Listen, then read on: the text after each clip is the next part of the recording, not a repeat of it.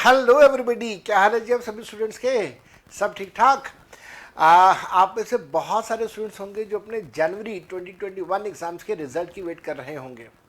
Expected है कि result will be out by last week of March. Expected है होली के एक दो दिन आगे एक दो दिन पीछे, एंड उसके बाद we will be going all out for our preparations for May 2021 examination.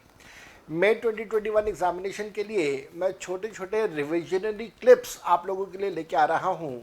जैसे आज मैं आपके साथ डिस्कस करूँगा topic rebate under section 87A। Rebate का ये जो टॉपिक है, इसको डिस्कस करने से पहले एक छोटा सा अनाउंसमेंट मेरी तरफ से है। जितने भी स्टूडेंट्स ये फाउंडेशन के हैं, आप हो सकते हैं, आपके जूनियर्स हो सकते हैं, उन सभी स्टूडेंट्स के लिए अन अकेडमी ने एक सीरीज स्टार्ट करी है जिसका नाम है कॉम्बैट। ये जो कॉम्बैट सीरीज है, इसके अंदर स्पेशल क्लासेस होंगी और इसके अंदर आपसे मल्टीपल चॉइस क्वेश्चंस का एक क्लास टेस्ट लिया जाएगा, जिसमें ऑल अक्रॉस इंडिया के स्टूडेंट्स पार्टिसिपेट करेंगे और उनका लीडर्स बोर्ड के ऊपर एक रैंकिंग क्रिएट किया जाएगा, and based on the rankings the prizes will be given. जो total price amount earmarked किया है अन अकेडमी ने, that is 100 lakh rupees, that is 1 crore rupees. बहुत बड़ा अमाउंट है। मेरे ख्याल से हिंदुस्तान की सबसे बड़ी एक स्कॉलरशिप सीरीज अन अकेडमी चला रही है। इस सीरीज का जो अगला टेस्ट है that will be on 14th, बिल्कुल ठीक कहा, 14th of March, that is tomorrow Sunday. और इसका जो टाइमिंग रहेगा ये दोपहर 12 बजे का रहेगा। इस टेस्ट के अंदर जो 14 तारीख को होगा, इसके अंदर 40 क्वेश्चंस 1 घंटे में आपको अटेम्प्ट करने होंगे। 1 घंटे का ये सेशन रहेगा, 40 क्वेश्चन आपको करने होंगे और 40 क्वेश्चन करने के बाद लीडर्स वोट के हिसाब से जो विनर्स होंगे उनको प्राइज मनी दिया जाएगा। एंड साथ साथ में ये जो 40 क्वेश्चंस हैं, इन 40 क्वेश्चंस का solution will be discussed by the teachers at Unacademy. तो do not miss out on this combat. और इसके लिए में ज्वाइन करने के लिए आप मेरा कोड यूज़ कीजिएगा। मेरा कोड है CA जौहर। यस, 100% फ्री क्लास है। उसके बावजूद क्लास में ज्वाइन करने के लिए आपको एक कोड चाहिए होगा, इनविटेशन कोड चाहिए होगा, जिसका नाम मैंने रखा हुआ है CA जौहर। आप इस कोड का यूज़ करके ज्वाइन कर सकते हैं। कमिंग टू द सेशन जो आज का रेलिवेंट है, that is a concept of rebate.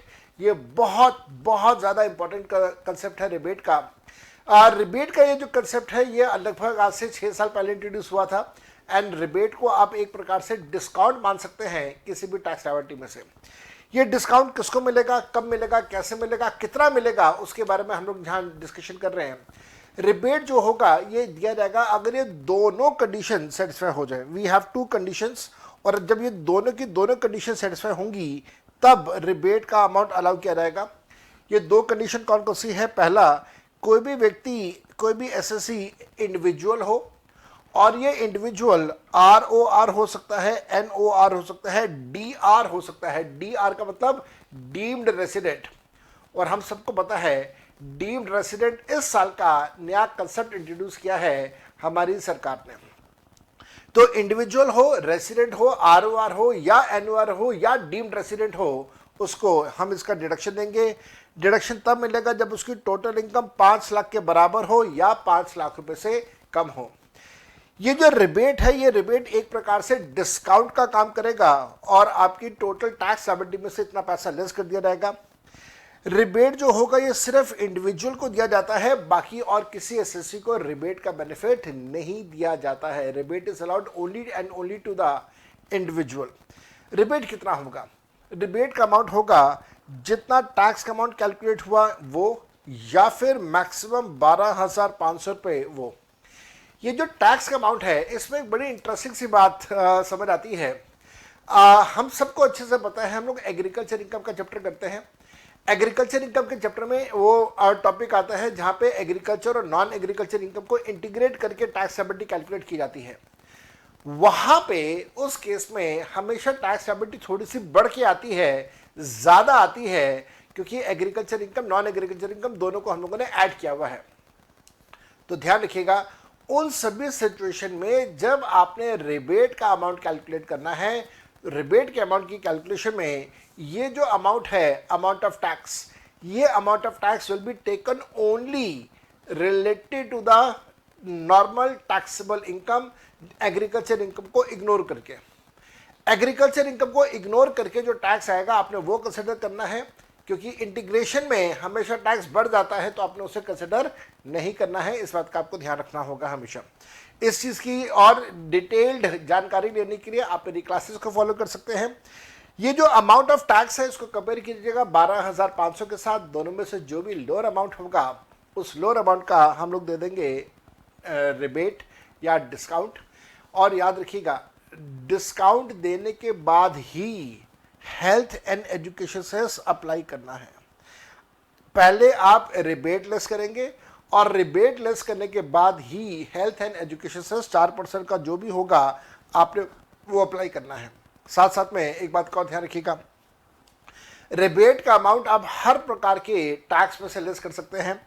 तो चाहे वो आपका सेक्शन 112 हो, तो चाहे वो आपका 111A हो, तो चाहे वो आपका 115BB हो, दैट इज कैजुअल इनकम्स हो, सब जगह से आप रिबेट का अमाउंट लेस कर सकते हैं। लेकिन लॉन्ग टर्म कैपिटल गेन्स और लिस्टेड इक्विटी शेयर्स जिसके ऊपर एसटीटी पे हो चुका है, या लिस्टेड म्यूचुअल फंड जिसके ऊपर एसटीटी पे हो चुका है, उसके ऊपर बिल्कुल भी सेक्शन 112A